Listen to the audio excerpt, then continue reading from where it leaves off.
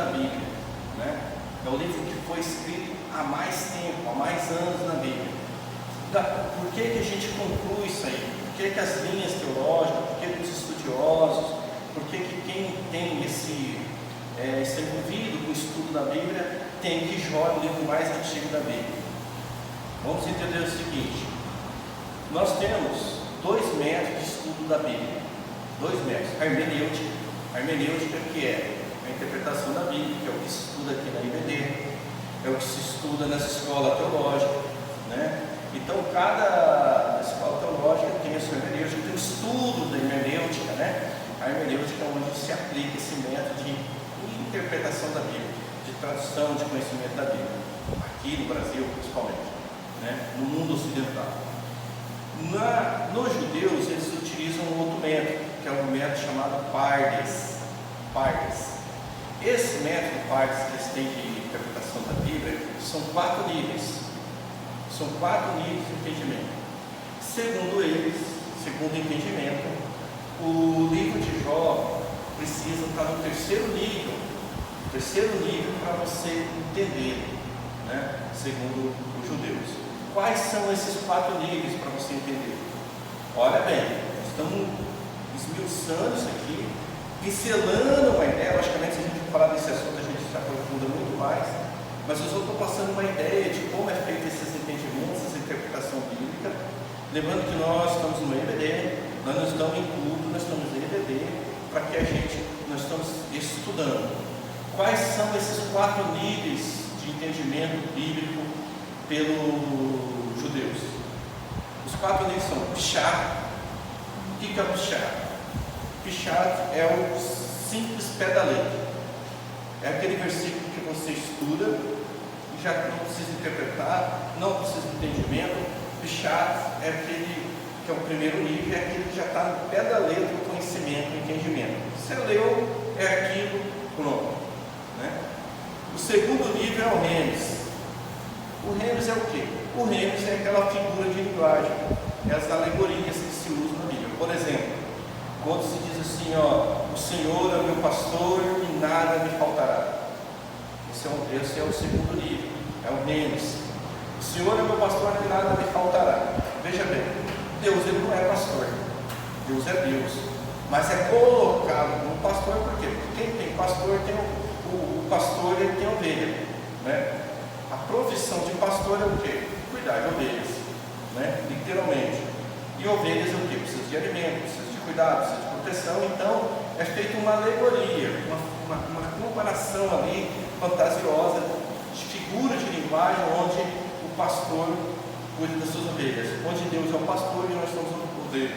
É como se a gente dissesse assim: olha, Deus é padeiro e nunca vai nos faltar pão.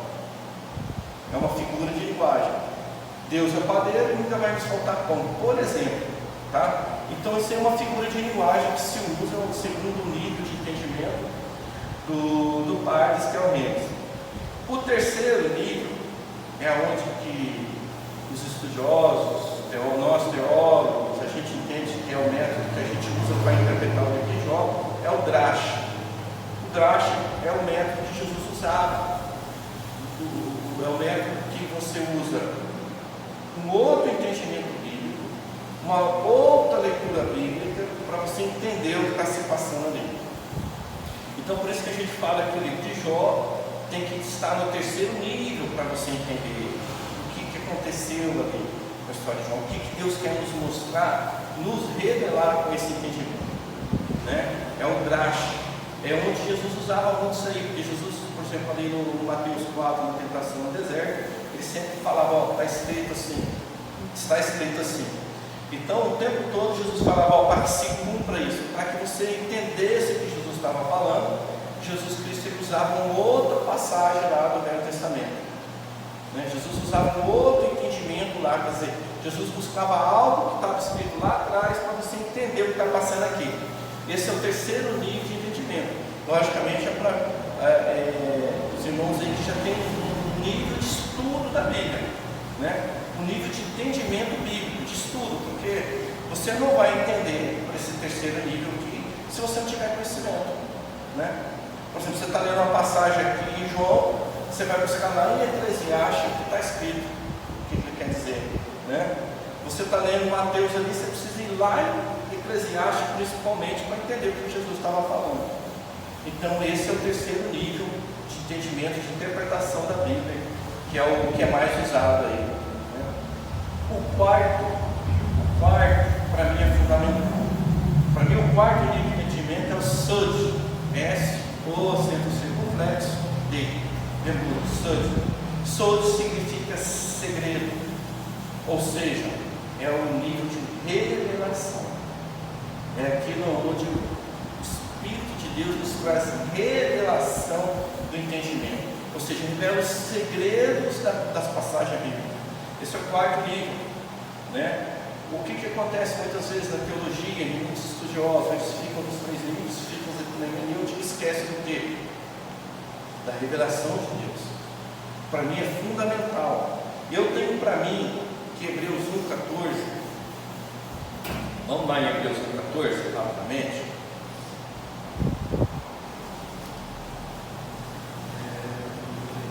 Deixa eu pegar aqui que já está preparado. Hebreus 1,14.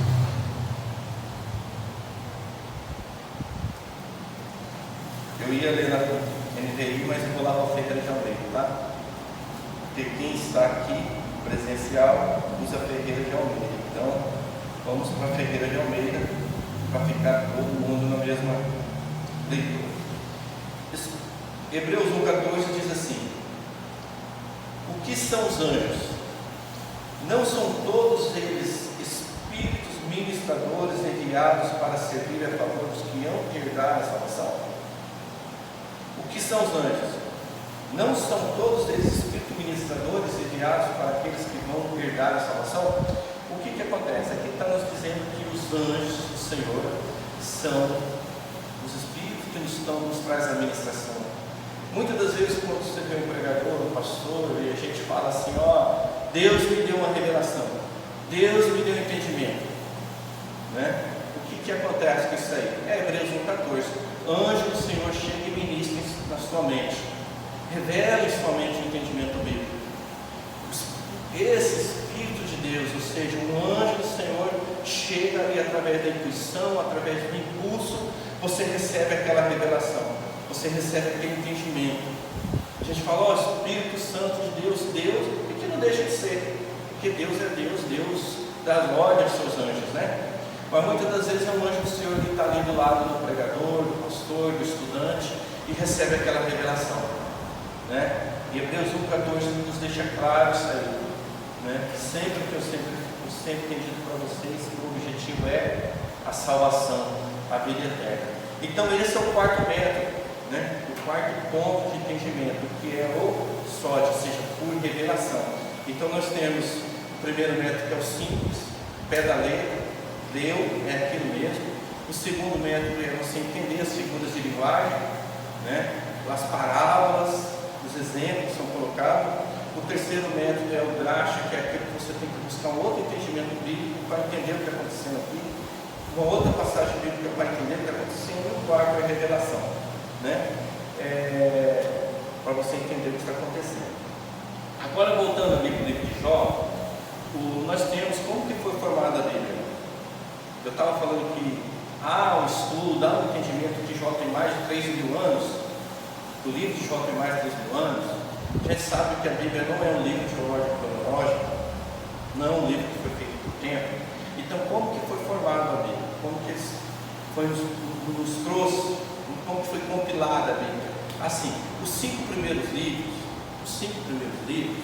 né? Gênesis, Êxodo, Levítico, Deuteronômio, Números e Deuteronômios, esses 5 primeiros livros são Pentateuco, né? É o mesmo livro que tem na Torá, são os mesmos livros que tem na Torá nos judeus, os 5 primeiros, Pentateuco chamado.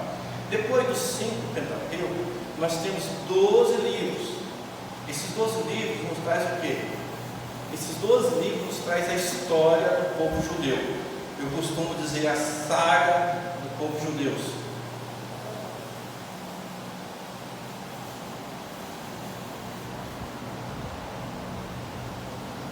A saga do povo judeu. Como que funciona?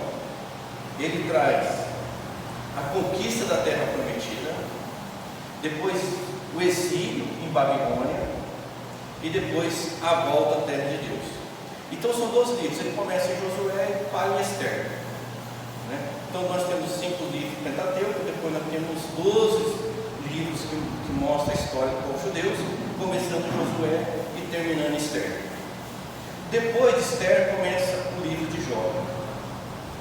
Começa o livro de Jó e os outros 4 livros. Qual que é a semelhança de Jó com livros de Provérbios, de Salmo, Cantares de Salomão? Qual que é a semelhança desses livros? Eclesiastes, né? Esses 5 livros eles foram escritos por poesia, por música. A forma da escrita, por isso que Jó foi colocado junto com esses demais livros, porque são livros que foram escritos por música, poesia, a forma da escrita. Então o livro de Jó foi colocado junto com os demais pela escrita, pela forma com que escreveram, né? Então eles colocaram os 5 livros, depois colocaram a história do povo judeu, depois colocaram os livros conforme a escrita dele, conforme fora escrito, né? Que maneira é essa que foi escrita? Exatamente isso que eu estou falando. Foi livros escritos por poesia, por música, né? Alguns países eles chamam salmos de canções de Deus. A gente fala que salmos é oração de Deus, mas em alguns países é traduzido como canções de Deus, né? Os provérbios são canções, são poemas, são provérbios. Então a forma com que se escreveu a gente interpreta não, tem esse entendimento, né? Que foi escrito dessa forma. Então o livro de Jó, esclarecendo tudo isso aí, ele é um livro que foi escrito por poesia, por música, né? Agora vai explicado tudo isso, nós vamos entender um pouquinho do que se passa quando Satanás estava diante de Deus. Deus perguntou assim para Satanás: olha, por onde você está? Ele respondeu: de andar sobre a terra. Essa expressão idiomática do povo judeu, cantarem versos e prosas, como diz assim, andar sobre a terra significa sondar o meu coração. Sondar o meu coração, né? Essa questão de tradução é complexa. Esses tradutores que traduziram a Bíblia, a gente hoje tem algumas versões, a gente tem que tirar o chapéu, porque não é fácil uma tradução, não. Sabe, você tem que ter entendimento. No hebraico, no aramaico, onde foi escrito o livro de Jó, uma letra quer dizer uma frase, né? Então, há de se tirar o chapéu, é uma coisa que, assim, você vê, eu estou usando uma figura de linguagem agora. Há de se tirar o chapéu, quer dizer, temos que dar um parabéns para esses tradutores. Então, quando diz assim, quando Satanás chegou diante de Deus, ele disse mais ou menos isso aqui, ó. Por onde você anda, Satanás? Ele disse: eu estava sondando os corações e espiando, sondando os corações e espiando com EX, tá? Não é espiar com S de espionagem, não, é espiar com X. Espiar significa pagar o pecado, né? A palavra expiação, ela vem do verbo latim, que ela tem alguns entendimentos: pacificar, cobrir, reconciliar. Olha só, então é como se Satanás dissesse assim: olha, eu estou, onde você estava, Satanás? Eu estava fazendo o meu trabalho. E Deus concordou com eles. Muito bem, né? Eu estava fazendo o meu trabalho. Qual que é o meu trabalho? Sondar os corações das pessoas e fazer expiação. Qual que é o objetivo da expiação? Reconciliação com Deus, reconciliação com o Pai, né? Se vocês lerem mais para frente aqui no livro de Jó, você vai ver que Satanás, ele pede permissão de Deus para atacar Jó, para ir na vida de Jó. Ele fala assim para Deus: ó, estende seu braço. Primeiramente ele estendeu, falou para Deus: ó, estende seu braço, ou seja, dá autoridade para agir na vida de Jó. Satanás foi lá, fez um monte de coisa ruim, mas vocês sabem muito bem. Não obstante, Jó não caiu, ele voltou no capítulo 2 e falou assim: ó, vai ser debalde, né? Aí na Ferreira de Almeida você tem a expressão que fala assim: ó, Essa vida de Jó, se continuar desse jeito, vai ser um debalde. Debalde significa inútil. Ou seja, a vida de Jó vai ser inútil se o Senhor não fizer o que fez. Aí o que Deus falou para Satanás? Então vai, faz o que você quiser, mas não tira a vida dele. Ali a gente tem o entendimento que Deus dá ordem para Satanás. Agora, vamos entender. Existe um que fez expiação pelos nossos pecados. Um que pagou pelos nossos pecados. Jesus Cristo. Jesus Cristo foi a expiação dos nossos pecados. Ele pagou pelos nossos pecados, ou seja, Ele nos reconciliou. Ele cobriu o nosso pecado. Literalmente, expiação significa isso aí. Cobrir o seu pecado. Reconciliar os nossos erros. E onde entra Satanás nisso? Por isso que ele tem a permissão de Satanás agir. Agora reflete comigo. É por isso que ele diz, a palavra nos traz que o reino de Satanás é o reino das trevas. Ou seja, o reino da ignorância. É o reino de que você não sabe o que você está fazendo. Né? É o reino da ignorância, é o reino que você não sabe o que você fez, o que você está fazendo. Né? Por isso que a palavra fala que Deus não leva em conta o tempo da inocência, ou seja, da ignorância. Por isso que quando Jesus estava na cruz, ele disse, perdoa, porque eles não sabem o que estão fazendo. Esse não sabe o que está fazendo é o reino de Satanás. O que significa reino de Satanás? É onde ele tem autoridade para agir. Quando fala que o reino de Satanás é esse, está dizendo assim, ele tem autoridade para agir. Satanás tem autoridade para agir aonde? Nos corações que estão distantes de Deus. Nas mentes que estão afastadas de Deus. Por ignorância. Porque em Mateus nós temos entendimento que Deus fala assim, vocês erram porque não conhecem. Lá em Oséias também, o povo padece porque não conhece a Deus. Em Mateus fala, nós erramos por falta de conhecimento, irmãos. Todos os nossos erros, todos os nossos conhecimentos por falta de conhecimento. Porque quando você tem conhecimento de uma situação, de uma coisa, a gente não erra mais. Então, digamos assim, o serviço, a valia de Satanás na nossa vida. Por que Deus permite Satanás ainda no nosso planeta? É porque tem muitos corações que não são convertidos a Deus.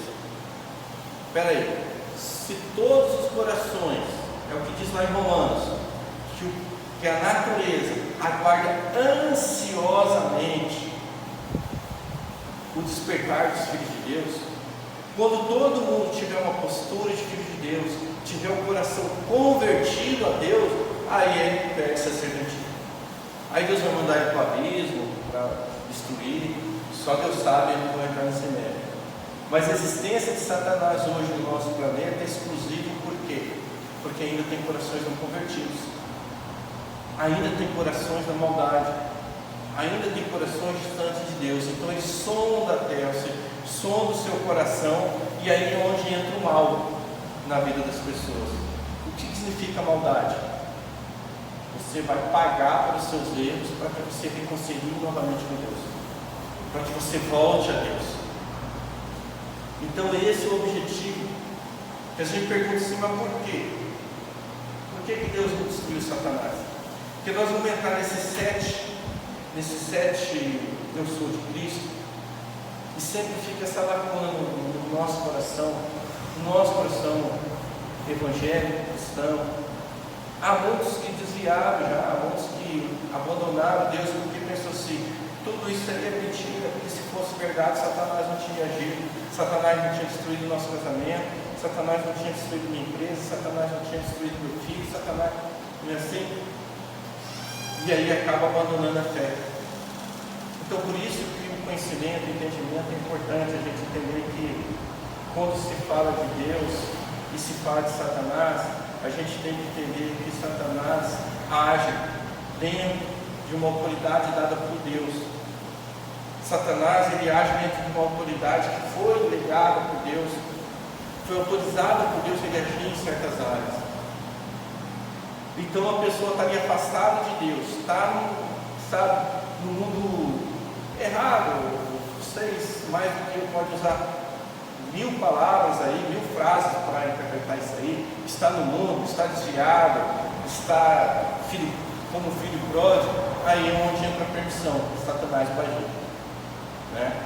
Ele sonda o coração, vê que os corações estão cheios de maldade, cheios de erro, vê que os corações estão na treva ali, sim, ele pode agir. É como se Deus estendesse o braço e falasse, que nem ele fez para Jó: pode ir lá, pode agir. Aí é onde ele vem, põe doença. Você vê que aí Jó, ele pôs doença, matou filho, quer dizer, destruiu a vida dos filhos, destruiu a finança, né? Ele usou o tempo, até o clima do tempo ele usou. Ele usou malfeitores, usou ladrões, aí uns vai lá matar os animais, né? Você vê que Satanás ele usou todas as ações possíveis que ele podia para causar mal à pessoa. Satanás ele usou tudo que ele podia, dentro da autorização dele, para a vida de uma pessoa. Usou os malfeitores, usou o clima, o tempo, usou doença para atingir a parte financeira, para matar, né? Matou os filhos de Jó. Ou seja, tudo sobre a permissão de Deus lá atrás. Em Jó 1, Jó 2, você viu que Deus estendeu o braço, ou seja, autorizou.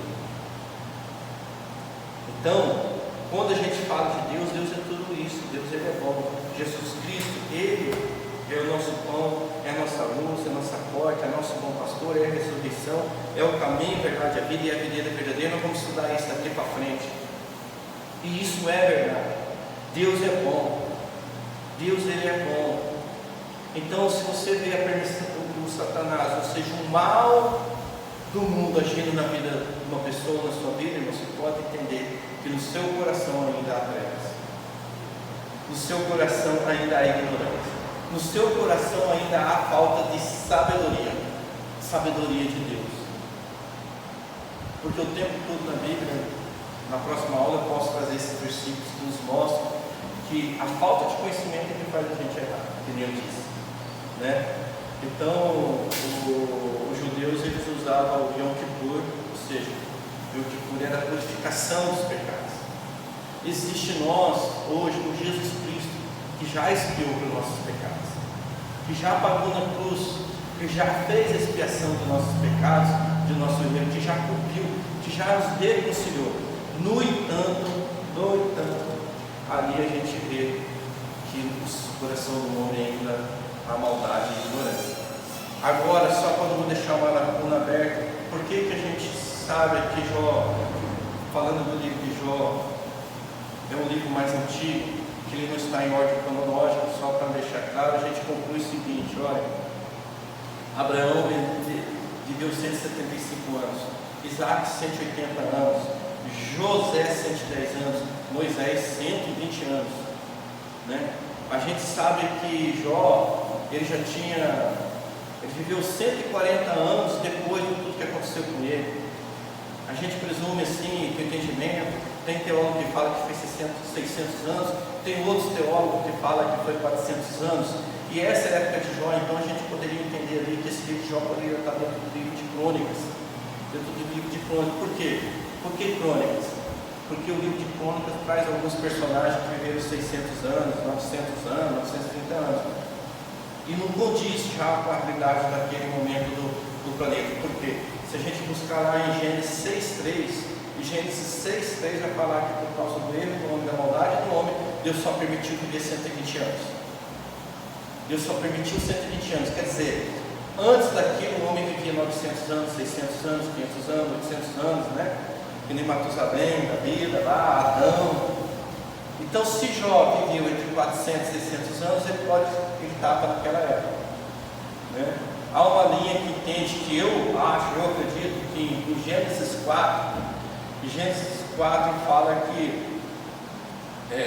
Gênesis 5:4, melhor preciso, fala que existiam os homens famosos da época. Eu acho que Jó era um daqueles homens famosos que vivia na época ali de Gênesis, né? Subentende então que Jó viveu antes dos patriarcas. Se Abraão viveu 175 anos, Isaac 180 anos, Moisés 120 anos, José 110 anos, então a gente entende que Jó só pode ter vivido muitos anos atrás, antes dos patriarcas. Porque depois de Gênesis lá 6, o homem só vivia 120 anos. Né? Outra coisa que leva a nos entender, aquela época os homens faziam sacrifícios em vários lugares, não era no templo. Né? Então, o Jó fez sacrifícios particulares, fazia sacrifício a Deus em vários pontos. Esse é outro entendimento ali do Drástico que está falando, o terceiro nível, que também leva a gente a crer que pelos sacrifícios que Jó fazia, coincide com os sacrifícios do passado. Porque depois de um certo tempo, vocês vão saber que os sacrifícios a Deus eram feitos tudo no mesmo local, no templo de Deus. Não era mais feito em lugares espalhados. Então, se Jó fazia sacrifícios tal qual os mesmos tipos de sacrifícios do passado, é porque então ele viveu naquela época. Pela idade dele, pela forma do sacrifício dele, foi o que nós falamos no começo. O terceiro nível de entendimento, a gente usou outras passagens bíblicas para interpretar Jó, para entender Jó. Né? Bom, mas isso aí é só para a gente concluir o entendimento daquilo que eu estou falando. Não é o mais importante hoje. Isso aí depois vocês estudam, vocês pesquisam. O mais importante de hoje é a gente entender a ação de Satanás na vida da pessoa. Aonde que ele entra, por que ele entra, por que Deus permite. Conclui-se então, que nem eu já disse anteriormente, se todos os corações estiverem convertidos a Deus, ou seja, se os filhos de Deus se despertar, Satanás não está mais no nosso planeta, vai para o abismo, vai ser destruído, né? Então é isso. Então não basta a gente ter um entendimento, é por isso que Jesus falou assim, ó, eis que tua porta e bate. Você tem que abrir a porta. Ele está à porta e bate. Você que tem que abrir. Não adianta você, se Jesus falasse para você, ó, eu estou à porta e estou batendo aqui, quero cear com você. Você ficar dentro da sua casa ali, só lamentando, né? E aí a gente puxa lá em Êxodo 14, Êxodo 14, 15, Moisés falou assim para o povo dele, olha, não tenha medo, Deus está contigo, Deus vai salvar, Deus vai ajudar. E Deus falou assim para Moisés, por que você está me clamando? Por que você está me clamando? Marche, né? A gente tem lá em Josué 24:15, quando Rubens, os filhos de Rubens, os filhos de Gileade, de Manassés fizeram um templo lá para outro Deus, fizeram outro templo, que Josué reuniu todo mundo e falou, ó, vocês vão adorar outros deuses, os deuses do amorreus, ou vão adorar os deuses dos seus antepassados? A gente faz uma pergunta para o povo, mas daí Josué fala, ó, eu, minha casa, serviremos a Deus.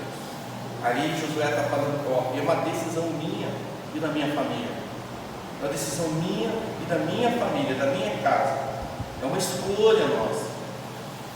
Não foi Deus que desceu e falou, ó Josué, eu estou te obrigando, eu vou fazer você me servir, né? Deus não desceu para Moisés lá em Êxodo 14 e falou, ó, vou pegar você no colo e vou levar para o mar vermelho. Deus falou, rapaz, para de me clamar, e você está me clamando, vai, marcha, anda, né? Em Josué é a mesma coisa. Em Lucas 14, 28 e 31 fala de planejamento, né? Lucas 14, 28 e 31 fala assim, ó, como você vai construir uma casa sem planejar? Antes de construir uma casa, você tem que planejar para te ajudar. Então tudo depende do seu coração, ou seja, da sua mente. Para que a sua mente está inclinada? Qual a mentalidade da sua mente? O que você busca? O que está em primeiro lugar? O que nós estamos adorando? O que nós estamos servindo? Qual é a sua escolha de vida? Qual é o evangelho que você acredita? Então, para a gente continuar esse estudo daqui para frente, é fundamental a gente entender isso aí. Porque nós já passamos por esses estudos aqui em outros momentos, e eu via, sabe, irmãos, que ficou essa lacuna no coração das pessoas, na mente das pessoas, em relação a Satanás. Então é importante a gente primeiro entender qual que é a ação de Satanás, qual que é a permissão de Deus de Satanás agir na vida das pessoas. Aí, a partir disso aí, você tem o conhecimento, tem o entendimento para servir a Deus, para buscar a Deus, para abrir a porta para Jesus Cristo e Ele cear com vocês, conosco. Amém?